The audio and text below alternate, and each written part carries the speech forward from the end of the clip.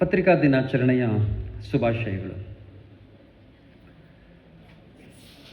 ತಗಡೂರವರು, ಶಿವಾನಂದ ತಗಡೂರವರು ರಾಜ್ಯದ ಈ ಪತ್ರಿಕಾ ಸಂಸ್ಥೆಯ, ಮೇರು ಸಂಸ್ಥೆಯ ಚುಕ್ಕಾಣಿಯನ್ನು ಹಿಡಿದ ನಂತರ ಅವರು ನಡೆಸುವಂಥ ಒಂದು ಪ್ರತಿ ಕಾರ್ಯಕ್ರಮಕ್ಕೂ ಒಂದು ಹೆಚ್ಚಿನ ಅರ್ಥ ಬರುವ ರೀತಿಯಲ್ಲಿ, ಅದಕ್ಕೆ ಒಂದು ಉತ್ಸಾಹ ಬರುವ ರೀತಿಯಲ್ಲಿ, ಅದಕ್ಕೆ ಒಂದು ಅದ್ಧೂರಿತನವ ರೀತಿಯಲ್ಲಿ ಕಾರ್ಯಕ್ರಮವನ್ನು ನಡೆಸ್ತಾ ಬಂದಿದ್ದಾರೆ. ನಾನು ಇಡೀ ಕಾರ್ಯಕ್ರಮವನ್ನು ಆವಾಗಿಂದ ನೋಡ್ತಾ ಇದ್ದೆ, ಪ್ರಾರಂಭದಿಂದ ಇಲ್ಲಿವರೆಗೂ.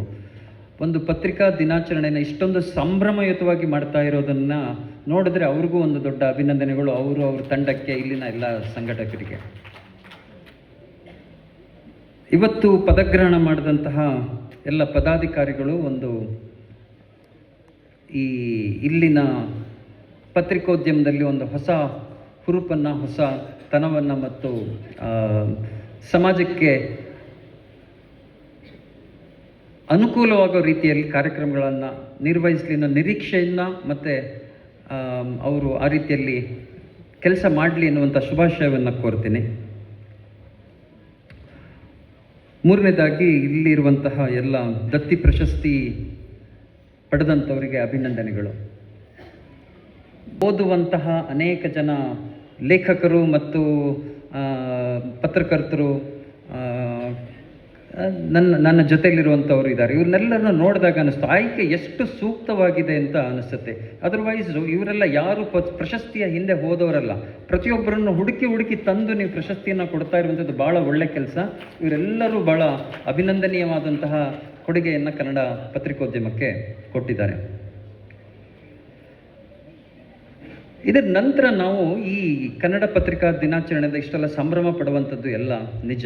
ಆದರೆ ಇದೊಂದು ಆತ್ಮಾವಲೋಕನ ಮಾಡೋದಕ್ಕೆ ಆಗುವಂತಹ ಒಂದು ವೇದಿಕೆ ಕೂಡ ಆಗಬೇಕು. ಇದೊಂದು ಆ ಥರಕ್ಕೆ ಒಂದು ಸಮಾರಂಭ ಕೂಡ ಆಗಬೇಕು. ಅದಕ್ಕೊಂದು ಚಿಂತನೆ ಮಾಡುವಂತಹ ಕಾಲಘಟ್ಟ ಕೂಡ ಇದು ಆಗಬೇಕು ಅನ್ನುವಂಥದ್ದು ಯಾವತ್ತೂ ನಾನು ಹೇಳ್ತಾ ಇದ್ದದ್ದು. ಅದು ನಿಮ್ಮ ಈ ಕಾರ್ಯಕ್ರಮಗಳಲ್ಲಿ ಯಾವಾಗ ನಡೆಸ್ತಾ ಇದ್ದೀರಿ. ಈ ಸಂದರ್ಭದಲ್ಲಿ ನಾನು ನಿಂತು ನೋಡುವಾಗ ಭಾಳ ಮುಖ್ಯವಾದಂಥ ಒಂದು ವಿಚಾರವನ್ನು ಈ ಸಭೆಯ ಗಮನಕ್ಕೆ ತರಬೇಕು ಅಂತ ನನಗನ್ಸುತ್ತೆ. ಎಲ್ಲ ನೀವೆಲ್ಲ ಮಾತಾಡ್ತಾ ಇರುವಂಥ ತುಂಬ ಹೊಸ ವಿಚಾರ ಏನೂ ಅಲ್ಲ, ಆದರೆ ಗಂಭೀರವಾಗಿ ವಿಚಾರಿಸಬೇಕಾದಂಥ ಒಂದು ಅಂಶ ಅಂತ ನನಗನ್ಸುತ್ತೆ. ದೆಹಲಿಯ ಜಂತರ್ ಮಂತರಿಂದ ಹಿಡಿದು ಸಂಸತ್ವರೆಗೆ ಒಂದು ದೊಡ್ಡ ಚಳುವಳಿ ನಡೀತಾ ಇದೆ. ಆ ಚಳುವಳಿ ನಡೀತಾ ಇರುವಾಗ ಅದನ್ನು ವರದಿ ಮಾಡೋಕ್ಕೋಸ್ಕರ ನಮ್ಮ ಪತ್ರಕರ್ತರು ಭಾಳ ಜನ ಅಲ್ಲಿ ಹೋಗಿದ್ದಾರೆ. ನಾವು ಒಂದು ಘಟನೆ ನನಗೆ ಅದನ್ನು ನೋಡಿದಾಗ ಅನ್ನಿಸ್ತು, ನಾವು ಎಲ್ಲಿ ಸಾಗ್ತಾ ಇದ್ದೀವಿ ಅಂತ. 26-25 ದಿನಗಳ ವರದಿ ಮಾಡಿದ ನಂತರ ಮೊನ್ನೆ ಪ್ರತಿಭಟನೆ ನಡೆಯುವ ಸಂದರ್ಭದಲ್ಲಿ ಒಬ್ಬ ವರದಿಗಾರ್ತಿ ಕ್ಯಾಮ್ರಾ ಮುಂದೆ ನಿಂತ್ಕೊಂಡು ಏನೋ ಹೇಳೋಕ್ಕೆ ಪ್ರಾರಂಭ ಮಾಡ್ತಾರೆ. ಹಾಗೆ ಮಾಡಿದ ತಕ್ಷಣ ಅಲ್ಲಿರುವಂಥ ಎಲ್ಲ ಪ್ರತಿಭಟನಾಕಾರರು ಬಂದ್ಬಿಟ್ಟು ಹಾಯ್ ಗೋಧಿ ಮೀಡಿಯಾ, ಹಾಯ್ ಗೋಧಿ ಮೀಡಿಯಾ ಅಂತ ಅವ್ರನ್ನ ಓಡಿಸ್ಬಿಡ್ತಾರೆ. ಪಾಪ ಆ ಪತ್ರಕರ್ತೆ ಕಳೆದ 20 ದಿನಗಳ ಕಾಲ ಅವರ ಪರವಾಗಿ ನಿಂತು, ಅವರ ಧ್ವನಿಯಾಗಿ ನಿಂತು, ಸರ್ಕಾರದ ವಿರುದ್ಧವಾಗಿ ಅನೇಕ ವರದಿಗಳನ್ನು ಮಾಡಿದ್ರು. ಆದ್ರೆ ಯಾರೋ ಬಂದ್ಬಿಟ್ಟು ಅದು ಯಾಕಂತನೂ ಗೊತ್ತಿಲ್ಲ, ಯಾವುದು ಹಿಂದೆ ಮುಂದೆ ನೋಡದೇನೆ ಗೋಧಿ ಮೀಡಿಯಾ ಅಂತ ಓಡಿಸ್ಬಿಟ್ರು ಅವಳನ್ನ. ಪಾಪ ಆ್ಯಕ್ಚುಲಿ ಅವಳ ಪರವಾಗಿ ವರದಿ ಮಾಡಿರುವಂಥದ್ದು. ಆಮೇಲೆ ಅದೇ ರೀತಿಯಾಗಿ ಇನ್ನೊಂದು ಘಟನೆ ಬೆಂಗಳೂರಿನಲ್ಲಾಯಿತು. ಅದೇ ವಿಚಾರವಾಗಿ ಫ್ರೀಡಂ ಪಾರ್ಕ್ನಲ್ಲಿ ಪ್ರತಿಭಟನೆ ನಡೀತಾ ಇರುವಾಗ ಅಲ್ಲೂ ಕೂಡ ನಮ್ಮ ರಾಜ್ಯ ಮಟ್ಟದ ಒಬ್ಬ ಪತ್ರಕರ್ತ, TV ಪತ್ರಕರ್ತ ವರದಿ ಮಾಡೋಕ್ಕೆ ಹೋದಾಗ ಅವನನ್ನು ಹೀಗೆ ಗೋಧಿ ಮೀಡಿಯಾ ಅಂತೇಳಿ ಹೇಳಿ ಓಡಿಸ್ಬಿಟ್ರು. ನಾವು ಆ ಪತ್ರಿಕೆಯ ಸಂಪಾದಕರು, ಆ ಟೆಲಿವಿಷನ್ನ ಸಂಪಾದಕ HR ರಂಗನಾಥ್ ಅವರು ಇತ್ತೀಚಿನ ದಿನದಲ್ಲಿ ಕೇಂದ್ರ ಸರ್ಕಾರವನ್ನು ಟೀಕೆ ಮಾಡೋದನ್ನು ನೋಡಿದ್ರೆ ಎಷ್ಟು ಕಟು ಶಬ್ದಗಳಿಂದ ಬಳಸಿ ಟೀಕೆ ಮಾಡ್ತಿದ್ದಾರೆ ಅಂತ ಅನಿಸುತ್ತೆ. ಆದರೆ ಅವ್ರನ್ನ ಗೋಧಿ ಮೀಡಿಯಾ ಅಂತ ಓಡಿಸ್ಬಿಟ್ರು. ನಿಜ, ಭಾರತದಲ್ಲಿ ಇವತ್ತು ಎಡಪಂಥೀಯ ಪತ್ರಿಕೋದ್ಯಮ ಮತ್ತು ಬಲಪಂಥೀಯ ಪತ್ರಿಕೋದ್ಯಮ ಮತ್ತು ಎಡಪಂಥೀಯ ಚಿಂತನೆಗಳು, ಬಲಪಂಥೀಯ ಚಿಂತನೆಗಳು, ಎಡಪಂಥೀಯ ಹೋರಾಟಗಳು, ಬಲಪಂಥೀಯ ಹೋರಾಟಗಳು ಭಾಳ ಕಠಿಣ ರೀತಿಯಲ್ಲಿ ನಡೀತಾ ಇರುವಂಥದ್ದು ನಿಜ. ಭಾಳ ತೀರ ಸಂಘರ್ಷದ ರೀತಿಯಲ್ಲಿ ನಡೀತಾ ಇರುವಂಥದ್ದು ನಿಜ. ಆದರೆ ಇಲ್ಲಿ ಒಂದು ಪತ್ರಿಕೆಯ ವರದಿಗಾಗಿ ಹೋದಂಥವ್ರನ್ನ ಹಿಂದೆ ಮುಂದೆ ಯೋಚನೆ ಮಾಡಿ ಓಡಿಸ್ತಾ ಇರೋದನ್ನು ನೋಡಿದಾಗ ನನಗನ್ಸುತ್ತೆ, ಹಾಗಾದರೆ ಎಲ್ಲೋ ಒಂದು ಕಡೆಗೆ ಸ್ವಲ್ಪ ತಾಳಮೇಳ ತಪ್ಪಿದೆಯಾ ಅಂತ. ಆಗದೆ ಹೋದರೆ ಹೋಗಲಿ ಬಿಡಿ, ಬಟ್ ಅದ್ರ ವರದಿಗಾರ ಮಾಡೋಕ್ಕೆ ಬಂದಾಗ ಒಂದು ಸ್ವಲ್ಪ ಇವರು ಯಾರು ಪರವಾಗಿದ್ದಾರೆ ಹಿಂದೆ ಮುಂದೆ ವಿಚಾರ ಮಾಡ್ಕೋಬೇಕಿತ್ತಲ್ಲ ಅಂತ ಅನಿಸ್ತಿತ್ತು ನನಗೆ. ಎಲ್ಲ ಇವಾಗ ಬಹಳ ಚಿಂತನೆ ನಡೀತಾ ಇರುವಂಥದ್ದು ಅದೇ. ಹಾಗಾದ್ರೆ ಏನು ಎಲ್ಲ ಪತ್ರಿಕೆಗಳು ಬಲಪಂಥೀಯ ಆಗ್ಬಿಡಿದವೆ, ಎಲ್ಲ ಪತ್ರಿಕೆಗಳು ಎಡಪಂಥೀಯ ಆಗ್ಬಿಡಿದೆ, ಪತ್ರಿಕೋದ್ಯಮ ಹಿಂಗಾಗಿದೆ. ಎಡಪಂಥೀಯರು ಹೇಳೋದು ಬಲಪಂಥೀಯರು ಸರಿನೇ ಇಲ್ಲ ಅಂತ, ಬಲಪಂಥೀಯರು ಹೇಳ್ತಾರೆ ಎಡಪಂಥೀಯರು ಸರಿನೇ ಇಲ್ಲ ಅಂತ. ಹಾಗಾದರೆ ಇದರಲ್ಲಿ ಯಾವುದು ಸರಿನಾ ತಪ್ಪು ಅಂತ ಕೇಳಿದ್ರೆ ಆ್ಯಕ್ಚುಲಿ ಇದರಲ್ಲಿ ಸರಿ ತಪ್ಪು ಅನ್ನುವಂಥದ್ದು ಎಡಪಂಥಿ ಅಥವಾ ಬಲಪಂಥಿ ಅನ್ನೋದರಲ್ಲಿ ಸರಿ ತಪ್ಪು ನನಗೆ ಕಾಣಿಸಲ್ಲ. ಒಂದು ಪ್ರಜಾತಂತ್ರ ವ್ಯವಸ್ಥೆ ಅಂತಂದರೆ ಚೆಕ್ ಆ್ಯಂಡ್ ಬ್ಯಾಲೆನ್ಸ್ ಇರಬೇಕು ಅಂದರೆ ನಮ್ಮ ಎರಡೂ ಕಡೆಗೂ ಸಮತೂಕದ ವಿಚಾರಧಾರೆಗಳು ಬರ್ತಾ ಇರಬೇಕು.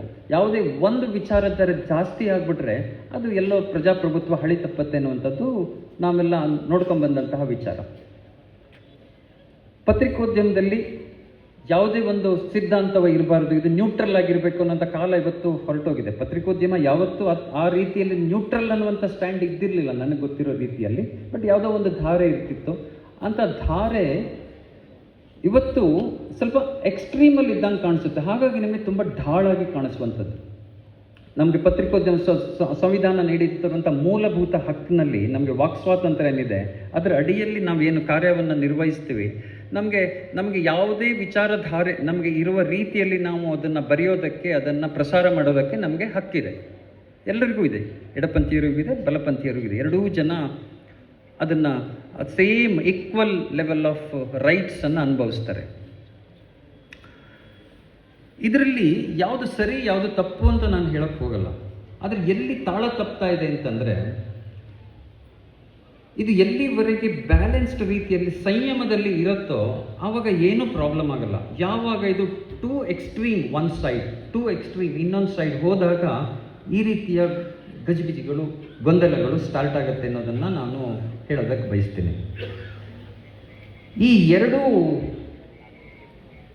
ಎಕ್ಸ್ಟ್ರೀಮ್ಗಳ ನಡುವೆ ಮೊದಲಿಗೆ ಆಗುವಂತಹ ವಿಕ್ಟಿಮು ಯಾರು ಅಂತ ಕೇಳಿದ್ರೆ ಸತ್ಯ ಮತ್ತು ಫ್ಯಾಕ್ಟ್ಸ್. ಇದು ಸಂಯಮದಲ್ಲಿ ಇರುವಾಗ ಏನಾಗುತ್ತೆ ಅಂದರೆ, ಯಾವುದೇ ಒಂದು ಘಟನೆಗೆ ಅದಕ್ಕೆ ಎಡಪಂಥೀಯ ಚಿಂತನೆಗಳಿರ್ಬೋದು, ಅದನ್ನು ಆ ರೀತಿಯಲ್ಲಿ ವಿಶ್ಲೇಷಣೆ ಮಾಡುವಂಥದ್ದು ಇರ್ಬೋದು, ಅಥವಾ ಬಲಪಂಥೀಯ ಚಿಂತನೆಗಳಿರ್ಬೋದು, ಆ ರೀತಿ ವಿಶ್ಲೇಷಣೆ ಮಾಡುವಂಥದ್ದು. ಒಂದು ಸತ್ಯ ಅಥವಾ ಒಂದು ಘಟನೆಯನ್ನು ಇಟ್ಕೊಂಡು ಅದಕ್ಕೆ ಎರಡು ಧಾಟಿಯಲ್ಲಿ ನಾವು ವಿಚಾರ ಮಾಡುವಂಥದ್ದು ತಪ್ಪಲ್ಲ, ಅದು ಇರುತ್ತದೆ.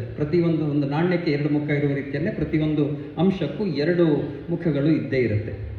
ಆದರೆ ಯಾವಾಗ ಇದು ಎಕ್ಸ್ಟ್ರೀಮ್ ಹೋಗ್ಬಿಡುತ್ತೆ ಆವಾಗ ಈ ಫ್ಯಾಕ್ಟ್ಸ್ ಅನ್ನೋದು ಹೈಡ್ ಆಗಿಬಿಡುತ್ತೆ. ಇವತ್ತು ನಾವು ನೋಡ್ತಾ ಇದ್ದೀವಿ, ತಮ್ಮ ವಿಚಾರಧಾರೆಗಳನ್ನು ಸಮಾಜದ ಮುಂದೆ ತರೋದಕ್ಕೋಸ್ಕರ, ಅದನ್ನೇ ಸಾಧಿಸುವುದಕ್ಕೋಸ್ಕರ ಅನೇಕ ವಾಸ್ತವ ಅಂಶಗಳನ್ನು ಮುಚ್ಚಿಡಲಾಗ್ತಾ ಇದೆ, ಅಥವಾ ಫೇಕ್ ನ್ಯೂಸ್ಗಳನ್ನು ಸೃಷ್ಟಿಸಿ ಒಂದು ರೀತಿಯಾದಂತಹ ವಿಚಾರವನ್ನು ದಾರಿ ತಪ್ಪಿಸುವ ರೀತಿಯಲ್ಲಿ ಡಿಸ್ಇನ್ಫಾರ್ಮೇಷನ್ನು, ಮಿಸ್ಇನ್ಫಾರ್ಮೇಷನ್ನು ಪ್ರಾರಂಭ ಆಗ್ತಾ ಇರುವಂಥದ್ದು ಬಹಳ ಕಳಕಳಿಯಾದಂಥ ವಿಚಾರ. ಈ ಎಡ ಮತ್ತು ಬಲಗಳ ನಡುವೆ ಸತ್ಯ ಎಲ್ಲಿರುತ್ತೆ ಅಂತ ಕೇಳಿದ್ರೆ ಮಧ್ಯ ಬಿಂದುವಿನಲ್ಲಿರುತ್ತೆ ಅಂತ ನಾನು ನಂಬದಂಥವನು ನಾನು. ಪತ್ರಿಕೋದ್ಯಮ ಅನ್ನುವಂಥದ್ದು ಯಾವತ್ತೂ ಮಧ್ಯ ಬಿಂದುವಿನಲ್ಲಿ ಇರಬೇಕು ಅಂತ ನಂಬದಂಥವನು ನಾನು. ಆದರೆ ಇವತ್ತಾಗ್ತಾ ಇರುವಂಥ ಬೆಳವಣಿಗೆ ಏನು ಅಂತ ಕೇಳಿದ್ರೆ, ಯಾರು ಎಡಭಾಗದಲ್ಲಿರ್ತಾರೋ ಅವರಿಗೆ ಒಂದು ಬೆಂಬಲಿತವಾದಂಥ ಒಂದು ದೊಡ್ಡ ಓದುಗ ವರ್ಗ, ಬೆಂಬಲಿಗ ವರ್ಗ ಇರುತ್ತೆ. ಅದೇ ರೀತಿಯಾಗಿ ಬಲಪಂಥೀಯರಿಗೂ ಅವ್ರದ್ದು ಓದುಗ ವರ್ಗ, ಅವರ ಇಕೋ ಚೇಂಬರ್ಸು, ಅವರ ಒಂದು ಓದುಗ ವರ್ಗ ಇದ್ದೇ ಇರುತ್ತೆ.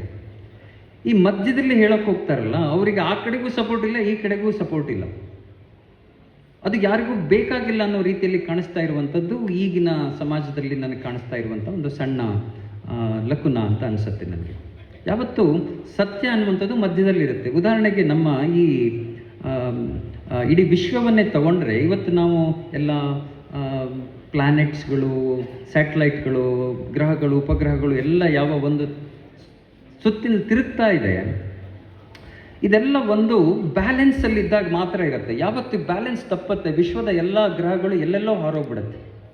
ನಾವು ಭೂಮಿ ಮೇಲೆ ನಿಂತ್ಕೊಂಡು ನಾವು ಎಡ ಬಲ ಅಂತ ಮಾತಾಡ್ತಿರ್ತೀವಿ, ಆದರೆ ಈ ಭೂಮಿ ಏನಾದರೂ ಸ್ವಲ್ಪ ಎಡಕ್ಕೆ ತಿರುಗೋದಕ್ಕೆ ಪ್ರಾರಂಭ ಆದರೆ ಏನಾಗ್ಬಿಡುತ್ತೆ ನೋಡಿ, ಇಡೀ ಸೋಲಾರ್ ಸಿಸ್ಟಮ್ ಕೊಲ್ಯಾಪ್ಸ್ ಆಗಿಬಿಡುತ್ತೆ. ಅಥವಾ ಇದು ಭೂಮಿ ಅನ್ನುವಂಥ ಸ್ವಲ್ಪ ಜಾಸ್ತಿ ಬಲಕ್ಕೆ ತಿರುಗೋಕ್ಕೆ ಪ್ರಾರಂಭ ಮಾಡಿಬಿಟ್ರೆ ಇಡೀ ಸೋಲಾರ್ ಸಿಸ್ಟಮ್ ಇನ್ನೊಂದು ಕಡೆ ಕೊಲ್ಯಾಪ್ಸ್ ಆಗಿಬಿಡುತ್ತೆ. ಬಟ್ ಭೂಮಿ ಒಂದು ಸ್ಥಿರವಾಗಿರಬೇಕು ಅಂದರೆ ಅದು ತನ್ನ ಅಕ್ಷದಲ್ಲಿ ಸೆಂಟ್ರಲ್ನಲ್ಲಿ ಇದ್ದರೆ ಮಾತ್ರ ವಿಶ್ವ ಇದೇ ರೀತಿಯಲ್ಲಿ ಇರೋದಕ್ಕೆ ಸಾಧ್ಯ. ನನಗೆ ಹಾಗೆ ಪತ್ರಿಕೋದ್ಯಮದಲ್ಲಿ ವಾಸ್ತವಾಂಶಗಳು ಹಾಗೆ ಅನಿಸುತ್ತೆ. ಆ ವಾಸ್ತವ ಅನಿಸೋದು ಯಾವುದೋ ಒಂದು ಕಡೆಗೆ ವಾಲ್ಕೊಂಡ್ರೆ ಅದೆಲ್ಲ ದಾರಿ ತಪ್ಪತ್ತೆ. ಅದು ಮಧ್ಯದಲ್ಲಿ ಇದ್ದು ಅದಕ್ಕೆ ಯಾವುದೇ ರೀತಿಯಾದಂಥ ಈ ಕಡೆ ಚಿಂತನೆ ಅಥವಾ ಈ ಕಡೆ ಚಿಂತನೆಯನ್ನು ಕೊಟ್ಟರೆ ಯಾವುದೇ ರೀತಿ ಪ್ರಾಬ್ಲಮ್ ಇಲ್ಲ ಅಂತ ನನಗೆ ಅನಿಸುತ್ತೆ.